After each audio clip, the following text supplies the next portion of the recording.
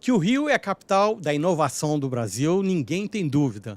Mas projetos como o Sandbox Rio ajudam ainda mais a cidade a desenvolver essa sua vocação natural. A iniciativa, que foi anunciada recentemente pela Secretaria de Desenvolvimento Econômico, Inovação e Simplificação, vai criar um ambiente regulatório experimental para teste de produtos, serviços e novos processos, com o objetivo de trazer soluções tecnológicas e benefícios para a população carioca e a cidade. Eu sou Beto Largman e estamos começando mais uma edição de O Rio é Tech, o programa perfeito para falarmos sobre essa novidade, não é mesmo? Hoje eu conto com a presença de Karina Quirino, advogada, subsecretária de Regulação e Ambiente de Negócios da Secretaria de Desenvolvimento Econômico, Inovação e Simplificação, e Diego Duarte, cofundador e diretor comercial da EasyVolt, uma das empresas selecionadas para fazerem parte da primeira fase desse projeto. Sejam todos bem-vindos. Muito obrigado pela presença. Karina, vamos então entender o que é o Sandbox Rio, como surgiu a ideia, quais foram as inspirações, fala tudo. Perfeito. Primeiro de tudo, eu quero agradecer o espaço, Beto, o espaço que é sempre oportuno para a administração pública. É uma oportunidade incrível para a gente apresentar os nossos projetos, apresentar o que a gente tem tentado fazer para o empreendedor carioca e para o cidadão. Esse não é um projeto só para nós e para o empreendedor, é para todos nós que aqui vivemos. Então, eu agradeço muito a oportunidade, principalmente em nome do Chicão Bulhões, nosso secretário, que queria muito estar aqui hoje com você. Um abraço para ele. Com certeza a gente transmite, né? A equipe que está aqui hoje também presente. E também queria agradecer ao Rafael Vanderlei, que é o nosso diretor do Laboratório de Inovação, que hoje toca comigo executivamente o Sandbox Rio. E aí eu quero te apresentar um pouco da ideia de como surgiu essa ideia, talvez, diferente de termos aí inovações surgindo na calçada da nossa casa. Na verdade, as melhores práticas hoje no mundo é tentar entender, a administração pública tentar compreender, tentar entender como a gente pode conviver com novos produtos e serviços. É sempre muito difícil perceber numa inovação quais são os efeitos que ela vai causar na sociedade. Então, nem sempre a gente sabe como é que um drone aéreo vai repercutir no nosso ambiente social e nem que problemas ou que soluções ele, de fato, vai poder entregar para a sociedade. Então, a gente tem vários lugares no mundo que hoje pensam essa realidade e tentam entender como melhorar o diálogo entre o privado e o público para que nós, em comum lugar, em comum acordo, consigamos caminhar juntos para entender quais são esses efeitos. Então, o Sandbox Rio, na verdade, ele é um instrumento, uma ferramenta em que a gente dialoga com o privado para tentar entender quais são os efeitos de algo inovador. Algo inovador, de fato, é inovador. A gente não conhece muito bem, a gente não sabe muito bem. Para que a gente saiba muito bem, a gente precisa conversar com o privado. Então, a ideia começa, principalmente, Sandbox é uma ideia muito nova no mundo inteiro, né? O primeiro Sandbox surge, a primeira concepção do Sandbox surge, alguns vão dizer que na Coreia do Sul, mas eu, documentalmente, acredito que tenha sido na Inglaterra, em 2015. Em 2015, a gente tem o FCA, que é o órgão regulador inglês de serviços financeiros, que lança o primeiro sandbox, especificamente, com um serviço financeiro que hoje está ao acesso de todos nós, que é o reconhecimento facial. Então, o reconhecimento facial ele é um serviço fruto de um sandbox. Então, essa prática no Reino Unido possibilitou que o mercado financeiro, né, o nicho financeiro, pudesse olhar para uma inovação e falasse: esses são os efeitos ruins e bons disso, e vamos ver como nós podemos absorver isso para uma boa prática para consumidores, para todo o sistema. Então, sabendo disso, né, vendo essa prática repercutir na Inglaterra, vários outros exemplos foram surgindo no mundo afora, e até chegar no Brasil. Esses exemplos eles são muito mais fáceis e visíveis em agências reguladoras. Aqui no Brasil, a gente tem muitas agências ou entidades que têm função regulatória, CVM, né, a Comissão de Valores Imobiliários, Banco Central, a SUSEP, e acho que principalmente essas três já têm sandboxes consolidados, e elas têm sandbox por quê? Porque os serviços dessas agências eles são muito regulados. Eles têm um nicho muito regulado. Serviços financeiros, serviços bancários. Então, para compreender se novos serviços podem estar justapostos àquela complexa rede regulatória, eles têm que abrir a porta para o privado e falar: vem, privado, deixa eu tentar entender teu serviço, e onde eu, no início ou de primeira vez, eu posso acabar te sufocando e não deixando a sua nova tecnologia chegar até mim. Então, o Sandbox, para esses nichos, é a seguinte proposta: para além de conversar com o privado, ele é um ambiente de experimento. E afastam-se desse ambiente regras que já estejam sedimentadas para que a gente Deixa possa a coisa testar fluir, em né? Para Exatamente. criar, o objetivo é identificar também para criar novas regras, né? Então, Exatamente. você só vai conseguir criar Pode ter regras alguma... olha, depois isso que está botar em atrapalhando prática. essa inovação, né? Como a Karina bem disse do drone, por exemplo, a gente vê uma dificuldade dos nossos colegas lá que também passaram, que o drone hoje ele não pode passar em cima de nada e tudo. Então você tem toda uma regulação da ANAC, enfim, que eles só vão conseguir ter essa regulação depois que eles mostrarem que o drone passou tantas vezes e não caiu, entendeu? Então, assim, tem regulações que só depois de você praticar muito e mostrar que não tem, que vão surgir. Aí facilita para as empresas, porque senão é uma burocracia ou nem existe, né? É simplesmente proibido, né? Então vocês entram para ajudar aquele projeto que tem possibilidades, né? Mas que tem algumas podem ter amarras econômicas, tributárias, jurídicas, né? E vocês dão uma clareada nisso, né? Limpam o caminho, não se preocupem.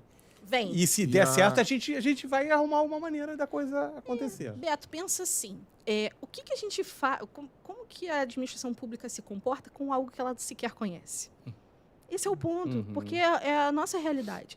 A administração pública não pode... ou melhor, não poder, mas a administração pública ela precisa compreender aquele fenômeno econômico, social, para que ela possa promover uma intervenção adequada e de segurança para todos. Não só para o empreendedor, mas também para o cidadão especificamente, porque é o cidadão que vai ter a sua vida impactada, em alguma maneira, por aquele serviço ou produto. Então, a ideia aqui é propiciar conhecimento, para que a intervenção regulatória, se existir, se precisar existir, seja na dosimetria correta, seja na dose correta. Para não sufocar aquele projeto, né? Ou para não sufocar aquele projeto. Ou para a cidade talvez ser prejudicada. Exatamente. E a gente tem casos e casos que se a gente tivesse hoje, naquela época, né, na verdade, um sandbox, talvez a gente não tivesse os problemas da cidade que vieram. Eu vou dar um exemplo. Patinete. Imagina um sandbox, a época em que o patinete foi, né, colocado como um serviço na cidade. Muito provavelmente, se existisse essa estrutura de sandbox e ele tivesse sido efetivamente desenvolvido em diálogo com o poder público, com certeza, eu não tenho a mínima dúvida que nós teríamos menos efeitos negativos. Eu não posso dizer, né, sem dados, sem evidências, de que seria um serviço com sucesso implantado na cidade. Mas eu tenho certeza que os ruídos negativos, eles teriam sido diminuídos. Entendi. Então, Diego, vamos falar da EasyVolt. Conta a história da empresa.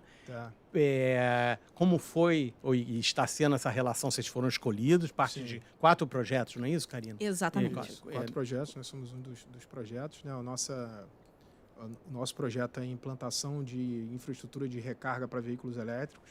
Então, a gente vai colocar eletropostos pela cidade, já é uma demanda já que é latente já para os nossos clientes e também a população do Rio. E a EasyVolt surgiu em 2019, uma startup, né? Ainda somos uma startup.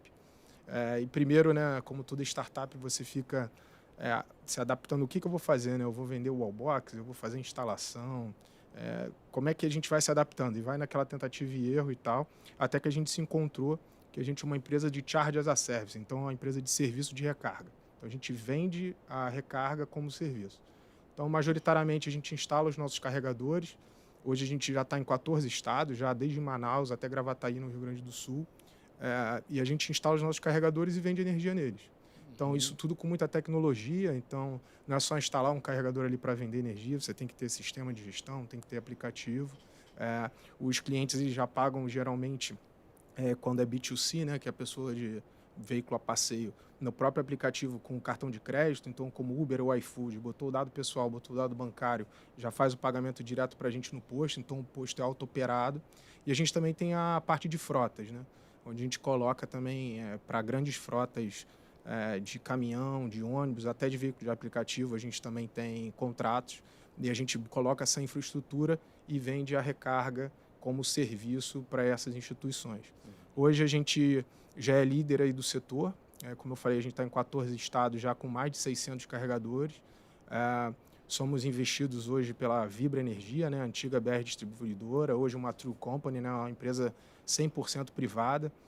Eles também estão acreditando muito na gente, isso é muito bacana. Eles dão todo o suporte para a gente, não só como deram financeiro, mas também a gente usa a estrutura da Vibra também para tirar dúvidas, para auxiliar a gente numa parte tributária, até pouco tempo, porque a gente fala assim, 2020 foi agora, né? Mas até 2020 ainda tinha uma discussão, como é que eu vou cobrar energia? Não, quem pode vender energia são só as concessionárias, é a Light, é a EDP, é a Enel. Não, mas, não, já pode, já saiu, tiramos parecer jurídico e tal. Não, agora ainda tinha uma dúvida, até agora um pouco tempo atrás. Não, mas vai vender como produto ou vai vender como serviço? Então, está todo mundo indo na linha como serviço, porque a gente faz parte da da ABVE, Associação Brasileira de Veículos Elétricos. Então, toda a comunidade está ali, todo mundo engajado. Porque inovação, né? Como a Karina bem falou, o Sandbox é inovador. A gente sabe, eu trabalho com empreendedorismo já tem bastante tempo. E a gente muito ouve as pessoas falando que querem inovar. Mas na hora de inovar, como você tem que tomar um risco para inovar, na hora que vê que vai inovar, não, peraí, deixa, daqui a pouquinho eu faço isso e tal. Então, assim, a Prefeitura do Rio teve uma coragem muito grande, assim, a Karina, o secretário, o Chicão, de trazer esse sandbox para poder fazer esse chamamento para inovar na cidade e testar. Então, depois que eles já fizeram esse lançamento, né, agora, a gente está sendo muito procurado por outros municípios, virou case o Rio de Janeiro. Então, porque tudo na parte pública tem toda uma burocracia, né? A gente sabe muito bem que é muito difícil trabalhar no setor público, né? Tudo você tem que... são várias aprovações, né? A própria Karina, a gente teve uma reunião essa semana, não, isso é com a tal área, isso aqui é com a outra. E não, ela mas é isso expert em regulação, e é isso aqui que tudo, eu né? achei que o cara que era com essa área. A gente, não, às vezes, acha que sabe. na eles verdade, ficam é que com a não outra. sabe. Então, tipo, é a confusão. Mas o Sandbox, ele dá uma... para inovação, né? Isso que eu queria saber. Vocês parecem estar, assim, já com um caminho bem bacana, já voando, né? Já voando em voo de cruzeiro, mais ou menos, né? Cruzeiro. Mas assim, tá subindo, tá subindo. Me dera. E o que vocês veem no Sandbox que pode ajudar, né, Cara, nesse crescimento, nessa Primeiro, expansão? assim, a gente também é uma empresa carioca. Tá? A gente foi fundada aqui no Rio, hoje a gente tem escritório em São Paulo. Então, primeiro, a gente já sabe da demanda que tem aqui no Rio de Janeiro por carregador, principalmente de DC Chargers, né, que são os carregadores ultra rápidos. Hoje, se você pegar a Zona Sul, o único lugar que tem um carregador público, que entre aspas, que é um público-privado que a gente chama, é no Shopping Leblon. Antes você tinha até ali no Ipiranga, ali na Lagoa, quando vem para Botafogo, mas o contrato lá cessou, lá entre Ipiranga e a BMW, não tem mais, a gente até operava esse carregador. Então você não tem estrutura de recarga e cada dia que passa, mais veículo elétrico sendo vendido, não só para o veículo de passeio, que é o que eu sempre falo, a gente está sim querendo atender quem tem o carro AAA lá, agora está baixando bem o preço também, né? Os chineses estão vindo com uma competitividade muito boa no preço, mas a gente quer atender muito também essa transformação dos veículos de frota em elétricos. Então, atender 99, atender a Ambev, própria Uber, a Ambev, que é uma parceira do projeto. Os Last Miles, entendeu? Então, não só o carro de passeio. Uma curiosidade, qual é o share aí de passeio e de frota de vocês, de uso? O share de uso, imagino que seja na bem minha mais rede frota, toda, né? tem mais frota. Mais frota, né? Deve ser hoje 40, 60. Ah, tá. Então, tá. Não, ou 30, 70, Tá. Por aí. Mas a frota, porque a frota roda todo dia. Pois é. O veículo a o passeio clientão, né? roda todo dia e muitos quilômetros. Né? Então, não é só isso, né? Você tem o rodar todo dia, mas também não parar. Sim. Então, a frota, sim. O que eu vejo de Mercado Livre, de Americanas Elétrico, são seus clientes, com certeza. Sim, com certeza. E o DC Charger, ele faz com que você entregue a energia bem mais rápido e ela é muito mais conveniente para quem é da frota, né? Então, para quem tem que rodar muito. Né? Então, assim, a gente tem hoje 5, já tem prontos, né? 5 hubs em São Paulo de eletromobilidade. Então, a gente fez através de mapa de calor, muito focado nas frotas também, mas também para atender os carros de passeio. A gente pegou um mapa de calor de um cliente, a gente fez uma consultoria e, de acordo com esse mapa de calor, a gente traçou pontos na cidade de São Paulo para fazer tipo um anel na cidade, onde a gente tem DC chargers em qualquer via que você possa pegar. Para não ter uma expressão que eu aprendi há um tempo, que é o range anxiety, que é a ansiedade de você não ter um posto de recarga no teu caminho. Né? E não só isso, você tem que ter os postos, mas você tem que prover também para o motorista um aplicativo ou um meio, quando a gente está falando de frota, porque geralmente o de carro de passeio já tem mais essa noção, para ele saber onde é que tem os pontos. Porque o carregador para veículo elétrico não é igual hoje o posto de gasolina, que você vê o totem lá, aqui é BR, vou parar aqui, vou botar minha gasolina. Você tem que se guiar pelo app. Entendi. E quando você é uma frota, você sabe que você tem um carregador no seu centro de distribuição, mas a sua única referência é aquela. Então, quando você está no meio da cidade, tem até uma ansiedade, que é quando começa 40% da carga, o cara já quer voltar, né? O motorista ou a motorista já quer voltar, porque ele não tem outra referência. E muitos desses clientes, no começo, né, antes da gente fazer essa rede de eletropostos... Voltavam mesmo. Não voltavam. Ou paravam. Ou teve cliente nosso que consumiu todo o contrato de reboque, ele já tinha consumido. Entendi. Então, Karina, é complicado. Então, vamos falar mais das outras empresas, dos outros projetos. Eu sei que tem um que eu adoro a aviação, então tem um da Embraer. Exato. Falei recentemente até na minha coluna aqui na Band News FM.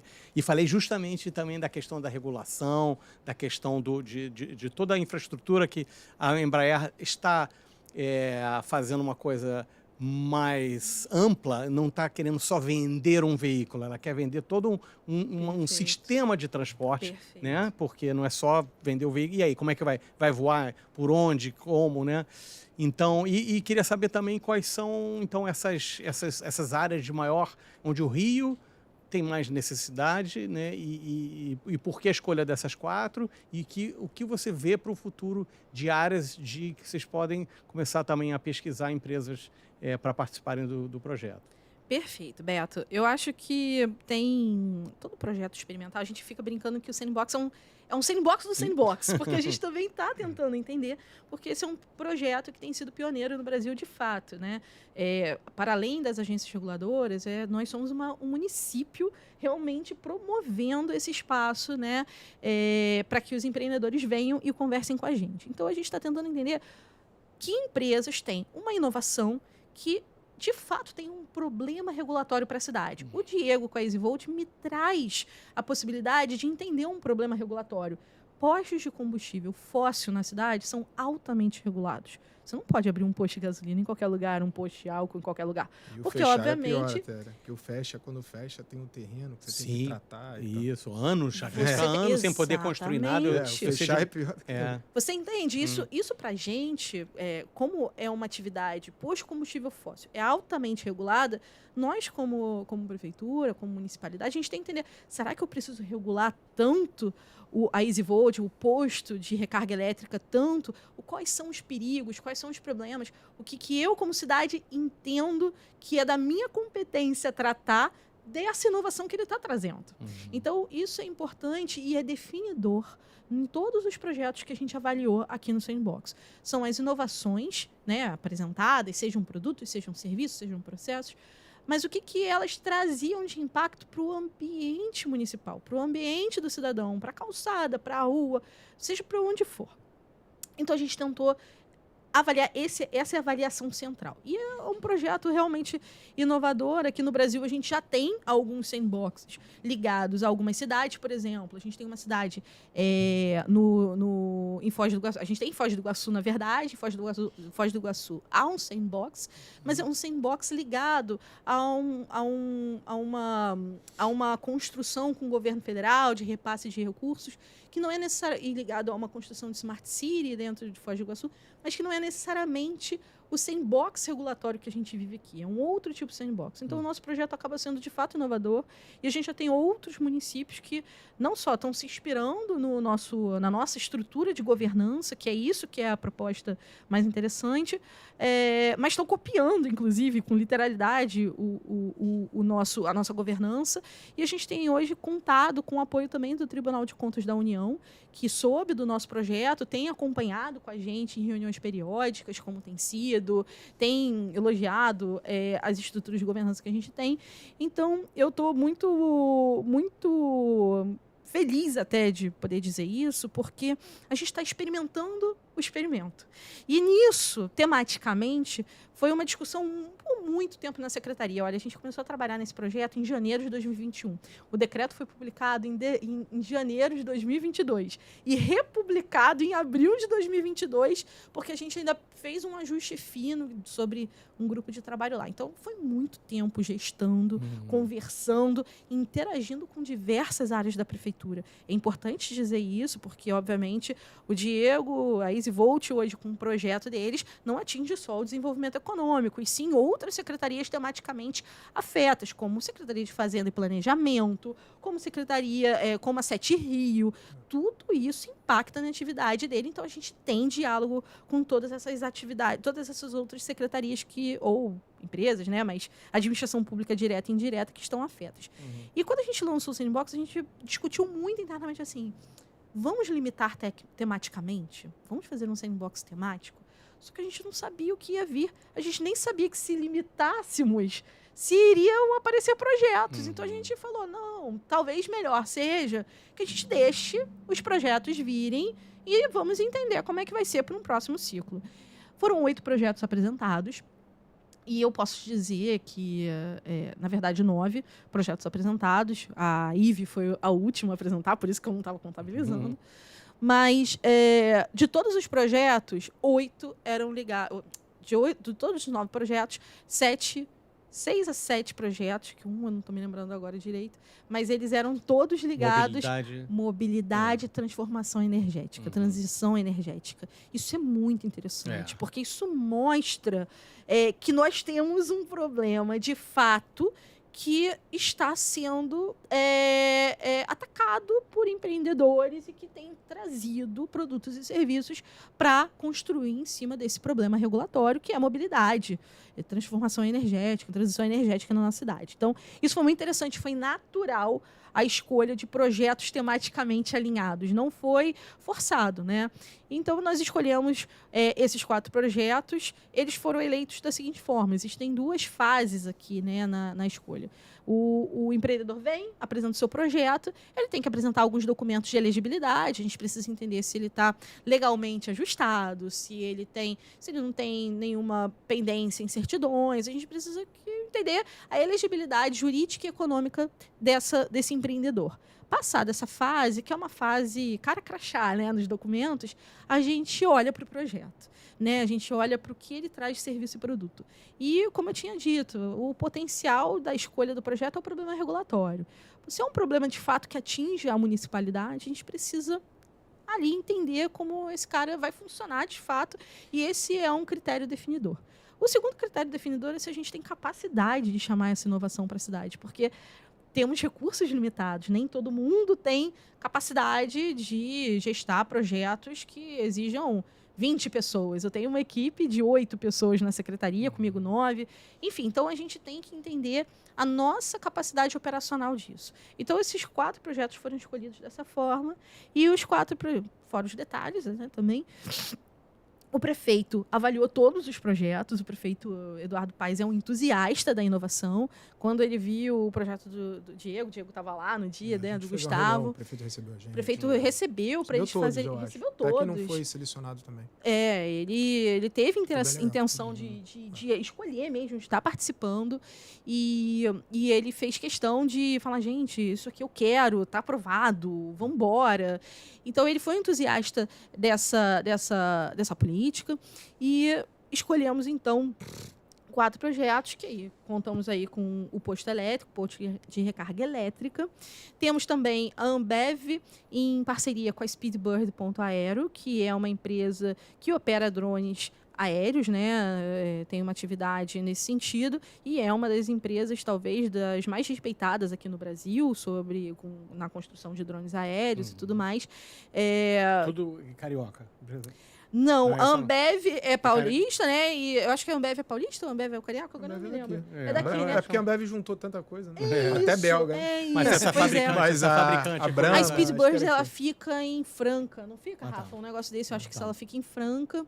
E eles têm a ideia de pensar logisticamente novas rotas de entrega com o Zé Delivery para entregar mais rápido produtos da Ambev ligados à marca Zé Delivery. Então, a ideia da Ambev com a Speedbird é testar, de fato, uma regulação brasileira que a gente ainda não tem, né, nos nossos órgãos reguladores, que no caso é a ANAC, com a Agência Nacional de Aviação Civil, com o seu órgão específico, que é o DCEA, né, e é o DCEA hoje que cuida de qualquer, né, regulação de drones no país. Então, a gente tem a intenção de testar novas rotas, né, nova logística para entrega de produtos do Zé Delivery. Esse foi o projeto, é desafiador e impacta, obviamente, na cidade. O outro projeto é a da MyView, de uma empresa, e queria muito que o Thiago estivesse aqui hoje, né, e o Rony, porque são incríveis também. São os robozinhos, né? São os robozinhos. Eu adoro robô. Ai, quem não gosta? Só um parênteses aqui, o Thiago, o pai dele, o Gil, auxilia a gente na importação e exportação de carregadores pra gente. Legal. Então, assim, foi uma coincidência muito legal. Então, Legal. o pai dele já atua com a gente no dia a dia para trazer carregador da China e Legal. outros equipamentos. Então, foi muito bacana essa junção. Acaba, né, que a gente tá a 5 passos de todos de Quer alguém dizer, famoso, né? essa é uma logística de entrega de última milha terrestre e a outra aérea, né? do drone. Exatamente. Não, e o robozinho é muito fofo. Você tem que... Eu te convido um dia para ver uma operação, Quero ver. porque ele fala com você, né? É legal. Na verdade, esse drone terrestre, né, que é, na verdade, o robozinho não tripulado, ele já é usado hoje no CEMPS, que é aquele centro da De inovação Petrobras. da Petrobras. Sempre, sim. Do sim, CEMPS. sempre, isso. Então, Legal. ali, inclusive, a demonstração do robozinho foi com a bandeira da Petrobras, Legal. né, com o logo da Petrobras, porque já é um robô utilizado ali dentro, né? Eu tirei foto para um amigo meu, aí eu falei assim, aí, agora eu tenho na cidade. Ele, ai, grande coisa, no CEMPS ele já me entrega tudo. Aí eu, não, tem que sair do CEMPS, né? Tem que vir para cá. E o último projeto, que aí você conhece também, é a IVE, né? Da Embraer. O Luiz Mauad foi um extremo parceiro. Eles vão fazer o projeto em parceria com a Sul Aviação, que também é daqui carioca também. Então, a gente tem aí um projeto com a IVE, que é ambicioso, né? Do eVTOL. E eu acho incrível, porque todos eles convergem para os nossos problemas de mobilidade urbana. Então, pensar... E eles já fizeram rotas, né? Ali do Barra Shopping. Tem um teste com um helicóptero, né? Eu acho que é do Jacarepaguá para o Galeão. Do Centro Empresarial do Barra Shopping, eu acho que também tinha algum do Eu vi uma Jacarepaguá. simulação, teve um dia que eles simularam, né, umas rotas, né? Exatamente, mas foi uma parceria com o Galeão, especificamente, para pousar lá no Galeão. 9 minutos. Você vai da Barra até o Galeão. Imagina. É maravilha. Eu, moradora da Barra, quero muito. Mas são esses 4 projetos. Mas e qual o tempo de internação desse projeto? Ele tem data de entrada e data de saída? Como é que funciona o tempo de maturação dos projetos? E quando vêm os novos? Quando abrem para novos projetos? Olha, ai, que animação. Não, a gente está muito animado, na verdade. Que são os cronogramas. Como eu disse, o Diego e o Gustavo são super parceiros, porque a gente tem que... como eu disse, é um sandbox. E a gente também está entendendo quais são os nossos prazos, né? Então, a gente teve uma governança para se entender, para conversar administrativamente, para todo mundo interagir. Acabou demorando um pouco mais de tempo do que a gente estava imaginando, mas eu acho que todos alinhados, a gente tem tido um ritmo de trabalho muito interessante, né? Com o lançamento que a gente teve, a gente já tinha alinhado muitas coisas da operação antes mesmo do lançamento, e o tempo de maturação desses serviços e produtos na cidade é de 6 meses a 1 ano. Karina, Rápido, pode hein? ser mais do que isso? Pode, né? A gente tem uma flexibilidade muito interessante nesse projeto, porque ele é desenhado pelo Poder Executivo. É óbvio que ele tem uma limitação, porque a gente não pode afastar leis específicas, leis da cidade, porque isso já tem a sua reserva legal. A gente não pode simplesmente apresentar uma inovação que esteja vedada pela legislação municipal. Mas tudo que for da competência do prefeito, tudo que puder ser determinado pelo prefeito pode ser afastado. E isso faz a beleza do sandbox, porque a gente, de fato, pode construir o decreto e falar, Diego, Gustavo, vamos botar mais 6 meses no processo? Só o prefeito autorizar, que a gente pode alargar. E a gente tem, sabendo agora, né, com a nossa dor de crescimento, como a gente sabe que demora a seleção, a gente abriu agora o nosso segundo ciclo de sandbox. Legal, é isso que eu ia falar para os nossos espectadores. Exato, eu quero muito que vocês venham, eu quero muito ter mais de 8 projetos esse ano. E de todas as temáticas, né? A gente quer muito entender quem está trazendo inovação para a cidade. Então, vocês podem ter acesso, né? A gente tem um site onde a gente disponibilizou o edital e todos os termos que são assinados, que são convencionados entre administração pública e privado. É o sandboxrio.com.br, está ali à disposição. O edital, todas as regras, o cronograma e a perspectiva de implementação é em dezembro/janeiro do próximo ano, para essas novas tecnologias virem para a cidade. Você, pessoalmente, sem compromisso, você gostaria que viessem projetos de que áreas? Assim, uma coisa pessoal. Até também quero saber do Diego. O que o Rio está precisando? De que outras... Assim, desde... a gente está falando muito de mobilidade. Vamos pensar, não sei, moda tem a ver, né? O Rio tem né, a capital da moda também, né? Será que tem a ver? Será que precisa? Não sei se é o caso, né? Claro. Algum tipo de negócio inovador ligado à moda, não sei. Mas Olha, você, o que você vê? Não sei, mas boa. Eu me surpreendi muito, né, no ciclo anterior, porque, primeiro, eu não esperava 8 projetos, a gente sempre conversa 9 projetos, na verdade. A gente sempre teve muita dúvida de como o mercado receberia isso. A CVM, outro dia a gente conversando, eles falaram assim para mim, não, mas eu recebi 33 projetos. Eu falei assim, gente, eu espero não receber 33 projetos, não. A gente precisa analisar com muita calma, né? Mas eu teria a intenção de qualquer projeto que impacte na calçada, na rua, qualquer coisa que eventualmente possa trazer transtorno para o cidadão. Eu quero transtorno, eu não quero a calmaria, eu quero aquilo que vá, de fato, impactar na vida do cidadão. Eu vi outro dia que a gente viu um vídeo na internet, eu falei assim, isso seria legal. É um jetpack que a pessoa coloca e vai entregar pizza. Eu quero que ele venha. Eu acho isso muito legal. Imagina, você na sua casa e do nada vem entregando sua pizza. Na janela. Então, não? Então, assim, eu acho que todos os projetos que impactem, seja de moda, seja de serviços, games seria incrível. Qualquer coisa de games na cidade que pudesse produzir realidade virtual que impacte, obviamente, né? Sim. Você vê no Pokémon Go, né? Aquele joguinho. Você já viu um monte de gente na rua, assim, distraída, jogando no celular. Isso impacta o ambiente. Então, eu acho que a gente vai ter projetos muito interessantes por aí nesse novo ciclo. Agora, para quem está querendo se candidatar, eu vi empresas, Embraer não é uma empresa pequena, né? Mas, e também a EasyVolt já está no momento também, podem empresas, tem algum estágio, tem algum critério em termos de momento de uma empresa de maturação para poder se inscrever? Curiosamente, todas as empresas que, selecionadas ou não selecionadas, tinham uma maturação eu fiquei impressionado. Grande. Nós também. Que bom. Falei, caramba. Não, isso... Uma empresão maneiro.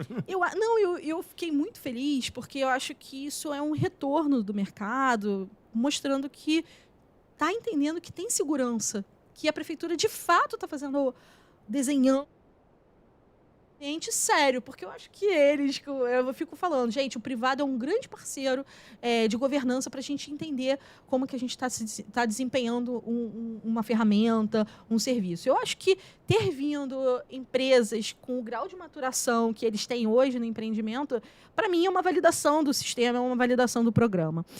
Mas 2 empresas que vieram eram empresas que eu posso dizer que não tinham um grau de maturação da EasyVolt, da Ambev, da Speedbird e da MyView também, da IVE, obviamente. Mas a gente abre sim para qualquer pessoa jurídica, inclusive faculdades, universidades, que tenham algum desenho, algum protótipo que já esteja, né, mais desenhado, já esteja para aplicação, nós encorajamos fortemente que nos procure para a gente poder desenhar soluções juntos, né? Não precisa ser algo, olha, tô na boca para comercializar isso. Não é isso. Vem para a cidade, vem conversar com a gente, porque a gente está encorajando qualquer pessoa jurídica que tenha lá já o seu produto ou serviço na boca para aplicar. Legal. Então, aí as palavras da Karina Quirino. Queria agradecer a sua presença, agradecer a presença do Diego Duarte. Boa sorte, muitos watts, muita energia aí para você. Só mandar uma mensagem final? Claro, claro. Então, eu queria assim, passar uma mensagem para quem tiver aí também alguma dúvida ou algo relacionado à eletromobilidade, ou tem alguma demanda, alguma questão, pode procurar a gente lá na EasyVolt, easyvolt.com.br, a gente tem nossos dados lá. E a gente está aqui à disposição para o que for possível aí, para ajudar e tudo mais. Legal. Tá bom. Essa foi mais uma edição de O Rio é Tech. Espero que vocês tenham gostado. A gente falou hoje do Sandbox Rio, um projeto maravilhoso. Tem tudo a ver com esse programa. É Rio, é Tech, é inovação. A gente nos falamos na semana que vem. Temos esse encontro aqui novamente. Até lá.